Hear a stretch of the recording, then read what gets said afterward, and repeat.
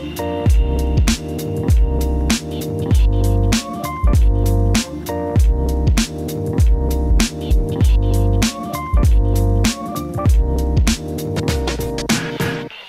réforme de l'objet social de l'entreprise, fondement théorique et implication pratique ou pragmatique. Bonjour Blanche Ségrestin. Bonjour. Professeur à Mines ParisTech, donc l'École des Mines de Paris, Centre de gestion scientifique de Mines ParisTech, PSL Université et directrice responsable de la chaire Théorie de l'entreprise, modèle de gouvernance et création collective. Tout un programme. Et surtout tout un programme qui nous conduit très directement à la réforme de l'objet social de l'entreprise dans la loi Pacte. Alors là, il nous faut quelques éléments d'explication. La loi Pacte, effectivement, introduit une réforme de l'objet social dans un des articles, l'article 61 pour être précis, et elle reprend à cet égard des préconisations qui avaient été formulées par le rapport de Jean-Dominique Sénard et Nicole Notat, qui avaient été missionnés pour réfléchir de manière très ouverte à donner les moyens de penser un objet social élargi de l'entreprise et de donner un sens qui ne soit pas uniquement guidé par des critères de court terme. Et alors, pour rappeler brièvement donc, en quoi consiste cette réforme aujourd'hui. Dans cet article 61, qui a été maintenant voté à l'Assemblée nationale, il y a 3 niveaux de réforme. Le premier, c'est de dire dans le Code civil, la définition de la société doit intégrer le principe que la société doit être gérée, non plus dans l'intérêt commun des associés, comme c'était le cas jusqu'à présent, mais dans l'intérêt de la société et en prenant en considération les enjeux sociaux et environnementaux de l'activité. Deuxième élément, on introduit l'idée de raison d'être, qui doit être des principes permettant de guider la stratégie de l'entreprise. Et ça, c'est donc plutôt optionnel, alors que le premier élément s'impose, a priori, si la loi est retenue, à toutes les entreprises.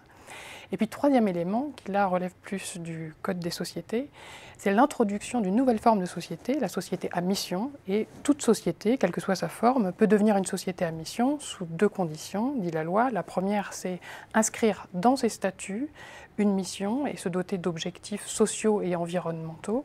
Et deuxième élément, c'est se doter d'un organe différent du conseil d'administration, d'un organe social avec au moins un salarié chargé de la mise en œuvre et la bonne exécution, de surveiller la bonne exécution de cette mission.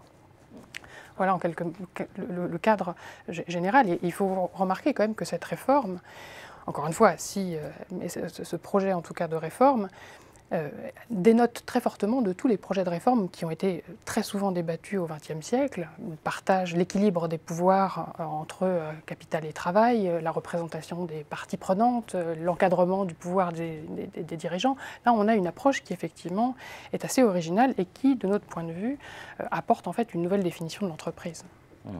Alors, d'abord, la loi Pacte fait débat. Hein. Ça ne passe pas tout seul. Absolument. Donc, à chaque fois, les débats, c'est mais pourquoi, au fond, avoir besoin de revenir à l'objet social ?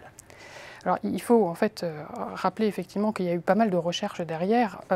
On a participé à l'École des Mines et au Collège des Bernardins à alimenter ça, mais il y a eu d'autres approches, notamment beaucoup d'avocats, Daniel Lurcel, enfin, plusieurs éléments qui se sont conjugués pour apporter ces éléments. Alors, ce dont on peut témoigner avec les recherches menées au Collège des Bernardins, c'est que le constat qui a guidé en fait ces recherches, c'est qu'aujourd'hui, si on a besoin d'une réforme, c'est d'abord parce que les initiatives avec des objectifs sociaux et environnementaux d'intérêt collectif, par exemple aussi des objectifs scientifiques dans les entreprises, aujourd'hui ne sont plus protégées. Pendant très longtemps, en tout cas ces dernières décennies, le courant de la RSE s'était développé sur une hypothèse qui était que les entreprises allaient prendre en considération les enjeux sociaux et environnementaux parce que c'était dans leur intérêt bien compris à long terme. C'était leur pérennité à long terme qui en dépendait. Aujourd'hui, cette hypothèse, elle est difficile à tenir parce que quelle est l'entreprise qui peut se considérer comme à l'abri d'un actionnaire activiste qui vient et qui va influencer ou en tout cas demander à ce que, par exemple, on délocalise certaines usines ou qu'on ferme des centres de recherche. Aujourd'hui, les actionnaires, en tout cas pour certains d'entre eux, évidemment pas tous, ne sont pas nécessairement intéressés au long terme de l'entreprise et peuvent avoir d'autres demandes. En particulier, ce qui nous semble aujourd'hui très préjudiciable et très problématique, c'est que les dimensions justement sociales et environnementales, ce qui peut relever de l'intérêt collectif, et très précisément en particulier les approches de recherche, donc tout ce qui concerne des investissements de long terme et par nature innovants, sont très fragilisés par ces approches-là, alors même que quand on est face aux défis contemporains de grande pauvreté, mais surtout par exemple de changement climatique, c'est vraiment de ces efforts-là de recherche que l'on a besoin, d'investir dans les énergies renouvelables, les nouvelles techniques pour capturer du carbone ou que sais-je. Donc c'est ces éléments-là qui aujourd'hui ne sont plus protégés dans le droit. En fait, il faut avoir en tête que s'ils ne sont pas protégés dans le droit, c'est bien qu'aujourd'hui, on a un droit des sociétés qui coordonne, qui régit en fait la manière dont les entreprises sont gouvernées, mais rien sur qu'est-ce qu'elles font et comment est-ce qu'elles doivent conduire leur activité, quelle est la finalité de l'activité qu'elles conduisent. C'est bien connu, le droit c'est un sport de combat. Et donc, pour faire simple, la raison d'être, c'est une arme au service aussi de l'entreprise pour faire valoir sa mission. C'est ça.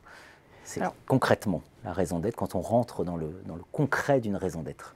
En fait, la raison d'être permettait, notamment dans le rapport Nota-Sénar, c'est une expression qui a été introduite par ce rapport-là, excellent, enfin très bien, un très bon rapport, de distinguer d'un côté la société qui, elle, existe dans le droit et qui régit donc les relations entre les associés et les dirigeants, et de l'autre côté, ce qui n'existe pas dans le droit, qui est l'entreprise. Et l'entreprise, si ça n'est pas une société, c'est que la société, c'est plutôt un dispositif juridique et un mécanisme pour collecter de l'épargne, tandis que l'entreprise, c'est d'abord un régime d'action collective, avec des dirigeants qui vont conduire une action collective.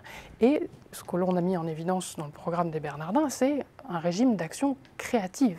C'est-à-dire qu'on a besoin d'une entreprise quand on cherche à développer des nouvelles technologies, quand par exemple, et si Carl Zeiss, par exemple, pour prendre un exemple sur lequel on a pas mal travaillé, est d'utilité collective, ce n'est pas simplement parce qu'ils vendent ou ils commercialisent des microscopes. C'est parce que historiquement, et aujourd'hui encore, ils cherchent à développer des microscopes qui soient plus accessibles, qui vont pouvoir être de meilleure qualité, qui vont pouvoir avoir des applications nouvelles dans la médecine et qui vont pouvoir développer des métiers de qualité, faire de la formation et aussi contribuer au progrès scientifique. Donc c'est bien, en fait, l'entreprise en tant que régime de création collective qui est d'intérêt collectif, nous semble-t-il, et a fortiori, encore une fois, dans un contexte par exemple de changement climatique, mais il y a d'autres enjeux qui font que là où l'entreprise est absolument critique et essentielle dans nos sociétés, c'est cette dimension de création collective et c'est ça qui n'est pas protégé dans le droit, qui n'est absolument pas reconnu dans le droit des sociétés. D'où la proposition, en fait, c'est là qu'on joue la réforme de l'objet social. Parce qu'en fait, qualifier l'objet social, c'est en fait essayer de définir, d'amener les entreprises à préciser quelle est la finalité de leur action, quel est le mobile de cette action collective qu'elles cherchent à organiser. En gros, on pourrait le dire autrement, c'est quels sont les futurs souhaitables que l'entreprise cherche à faire advenir et pour lesquels éventuellement elle peut s'engager. Donc l'entreprise à mission, c'est précisément cela. C'est l'entreprise qui va définir quel futur souhaitable elle a en tête, comment est-ce qu'elle s'organise pour le faire et comment elle s'y engage et comment elle en rend des comptes. Et ça a en fait une portée sur plusieurs niveaux. Le premier élément, c'est tout à l'heure je disais, les initiatives avec des dimensions sociales et environnementales ne sont pas protégées actuellement dans le droit. À partir du moment où c'est inscrit, ces objectifs, au niveau du contrat de société, alors il y a un effet juridique. La société est engagée au-delà du renouvellement des actionnaires et donc c'est protégé et pérenne. Ça, c'est le premier élément. Donc ça rend aussi la RSE, d'une certaine manière, beaucoup plus crédible qu'elle ne l'était jusqu'à présent.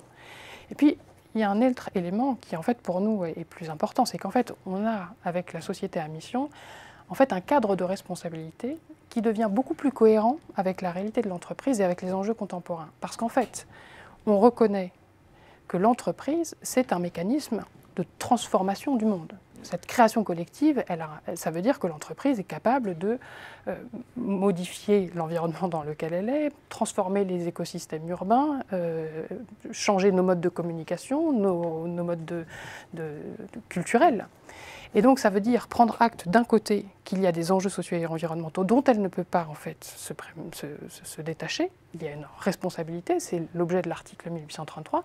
Puis de l'autre côté, ça veut dire que justement, l'entreprise aujourd'hui qui est responsable, ce n'est pas simplement l'entreprise qui ne fait pas de dommages, c'est l'entreprise qui a en tête que voilà, il faut qu'elle contribue éventuellement, si c'est une entreprise de BTP par exemple, à réduire les émissions de gaz à effet de serre ou prendre en compte la transition énergétique, contribuer à cela. Donc c'est bien avec un engagement contractuel sur des missions d'ordre d'intérêt collectif, favoriser l'engagement dans un effort soutenu de recherche pour un autre monde, pour un monde souhaitable et désirable. Et puis voilà, le troisième niveau qui nous semble effectivement essentiel et pour lequel effectivement cette recherche nous semble avoir cette réforme nous semble avoir une portée importante, c'est que là encore, c'est une réforme qui contribue à introduire l'entreprise en tant que telle dans le droit à côté du droit des sociétés. Parce que finalement, une entreprise, ça ne se définit pas simplement par un chiffre d'affaires ou par un nombre de salariés, mais bien par quelle transformation elle souhaite conduire. Donc introduire l'objet social, c'est en fait donner une autre définition de l'entreprise et empêcher qu'on ne réduise l'entreprise à simplement un agent économique qui maximiserait un profit. L'entreprise est plus qu'un agent économique, elle transforme le monde. Elle transforme le monde. Donc elle a des responsabilités et donc elle doit s'interroger sur sa mission, si je résume. C'est ça. Libre à chaque entreprise de définir sa propre mission, mais que la représentation que le droit véhicule de ce que c'est qu'une entreprise ne soit pas réductible du coup à maximiser un profit, nous semble être effectivement une avancée importante. Merci Blanche Sélestin. Merci.